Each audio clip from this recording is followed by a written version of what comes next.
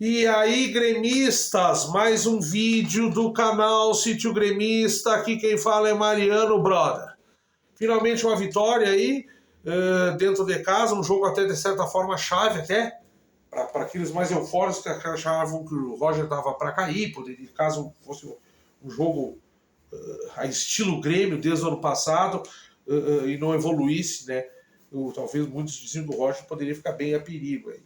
Eu já dei minha opinião sobre isso no vídeo passado e vamos comentar esse jogo, que de certa forma foi um jogo chave para a gente começar a ter um pouco mais de esperança, até o torcedor começar a comparecer mais, por mais que a direção do Grêmio administra muito mal a relação arena-torcedor. Mas vamos comentar o jogo que valeu para o Grêmio, o torcedor gremista se sentir um pouco mais seguro, porque tem pedreira agora contra o Bahia, né? E olha que nível nós chegamos, né? Pedreira, jogo desse com o Bahia, né? E o recado aí, grande contratação, Lucas Leiva, né? Vila Sante não joga, e aí vai entrar com certeza Thiago Santos ou Lucas Silva, então, por mais que não é a posição que eu realmente precise, que eu acho que o Grêmio realmente precisa, e parece que nem vai vir, fiquem atentos aí, torcedor, parece que nem vai vir, né? Que é um meio, um articulador, mas grande contratação, Lucas Leiva, que em condições, porra, o Rui não pode estar nem no banco, né? Já corremos o risco de ter o Thiago Santos de novo, que é um prato cheio pro teu treinador aí recuar o time agora com o Bahia, o grande, poderoso Bahia, né? No jogo fora de casa, o homem gosta de uma retranca bem mal feita, né? Tempos bons em que nós tirávamos os coreanos, que eles tinham perdido o Brasileirão pro Bahia, né? Então vamos comentar, o Grêmio começa numa proposta sem o terceiro zagueiro, com o Campaz articulando o meio campo, Biel, Janderson e Diego Souza, os dois volantes ali, que a gente sabe, Vila Sante, vindo de trás para frente do time. Os dois volantes ali, Vila Sante e Bitelo, os laterais, o lateral Rodrigo. Né? Então vamos lá. O Grêmio começa com o Londrina totalmente compactado no seu campo, tem dois jogadores de boa velocidade, né? E tentando especular no contra-ataque, de uma maneira até meio, como é que você não é desorganizada, mas despretensiosa, realmente tentando segurar o resultado. E o interessante é que o Grêmio, aos 7 minutos, o Grêmio se mostra a pressionar, jogando muito pela direita, com o Rodrigo bem no primeiro tempo, principalmente articulando com o Janderson, tentando velocidade em 1-2 com o Diego Souza. Bitelo perdendo muito no físico, mais uma vez, né? E com Biel perdendo muito no físico, mais uma vez, ficando até aquém no início do jogo do Janderson, né? E o Bitelo cadenciador mais de jogo ali atrás, onde o Vila Sante se viu muito participativo junto com o Campaz, movimentando o meio campo. Volto a dizer, olha, que datavelhas à parte aí, o Vila Sante não é volante, né?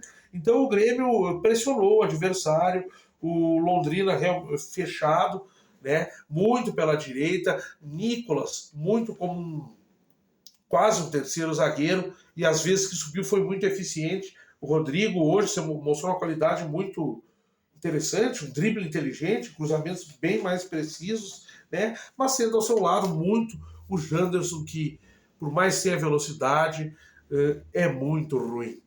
Campaz deu a movimentação meio campo, mas não é um meia, tentou chute, setor articulação, mas sempre parece um jogador que não tem noção da função que tem que cumprir, né? E jogando muito ao lado do Janderson.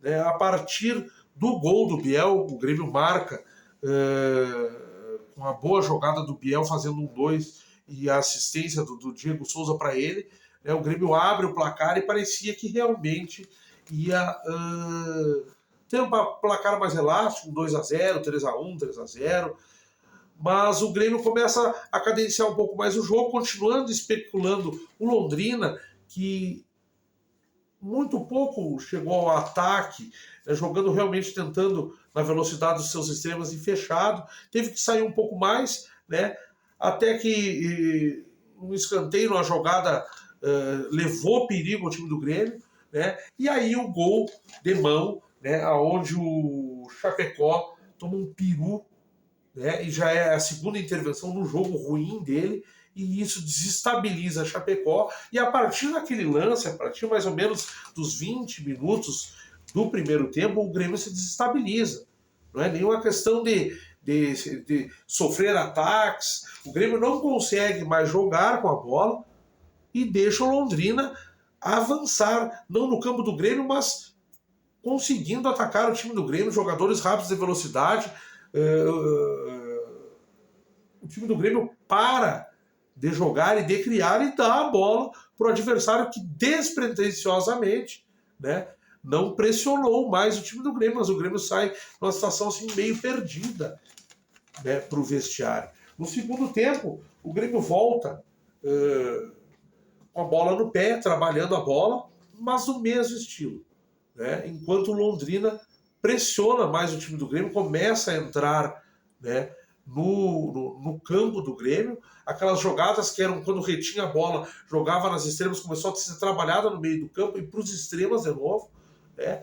Nicolas tomou umas 2 bolas nas costas, eles tiveram chance de vir para cima de nós, Vila Sante começou a correr atrás dos caras, né, depois de ter tomado o amarelo, e o Grêmio necessitava já de uma mexida, tirar o Janderson, que estava totalmente ineficiente, apenas entregando a bola para o adversário, enquanto o Biel, mais uma vez, é um jogador que cria, que corre, trabalhou muito bem no segundo tempo com o Nicolas e Diego Souza, que em todos os momentos foi participativo, por mais que a sua condição física represente um jogador muito inteligente, né? Isso mostra a assistência dele no gol, e o Grêmio começa a necessitar de uma movimentação aí, de uma mexida do Roger, que demora um pouco, né? E o Londrina cada vez chegando mais próximo, desordenadamente, pressionando o Grêmio. Até que entra Elias, né? Sai Campaz, entra o Gabriel Silva, que na minha opinião entrou muito bem, né? E o Grêmio começa mais uma vez a criar, e foi um segundo tempo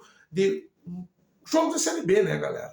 Um jogo totalmente duro de se ver, mas o segundo tempo um taco a taco entre Grêmio e Londrina, mas o Grêmio consegue segurar o resultado e sai vitorioso, e o que a gente tira não é os 3 pontos, é que dá para ver que o time pode melhorar mais do meio para frente com essas mudanças do Roger, encaixar melhor, ter um trabalho melhor com o Campaz, que tem uma ótima bola parada, um ótimo toque da bola, mas ainda parece não conseguir cumprir uma função tática em campo, para poder trabalhar melhor esse meio campo. O Grêmio necessita de reforços, por causa que, por mais que tenha movimentação, e os times da Série B, o adversário sejam ruins, Janderson e Biel é muito fraco. O Biel faz uma boa partida, mas tem o físico fraco. Janderson tem uma velocidade que o Biel também tem, e um físico melhor, mais avantajado, consegue brincar, mas todos os seus dribles, passes, decisões são erradas. Elias, que entrou, pouco criou, mas as outras vezes que tem entrado, é um jogador que parece estar com medo. Tem corpo, tem velocidade, mas o chute é sempre no goleiro, sempre erra. Hoje, na partida de hoje, ele merecia ter feito um gol, porque o chute dele foi perfeito, né? Nessas taco a taco que o Grêmio teve no segundo tempo. Mas o mais importante é isso. Com o grupo, sem reforços ainda, com as mexidas do Roger, nós já ganhamos em casa, nós estamos mais seguros no G4. Temos que ter agora, a gente começa a ter confiança agora em ganhar em casa e começar a ter confiança em fazer boas partidas fora de casa, porque, porra, velho, os times são muito fracos. Vamos ver agora contra o Bahia, vamos devagarinho e vamos ver o que essa direção incompetente vai trazer a contratação. É isso aí, Dani Grêmio.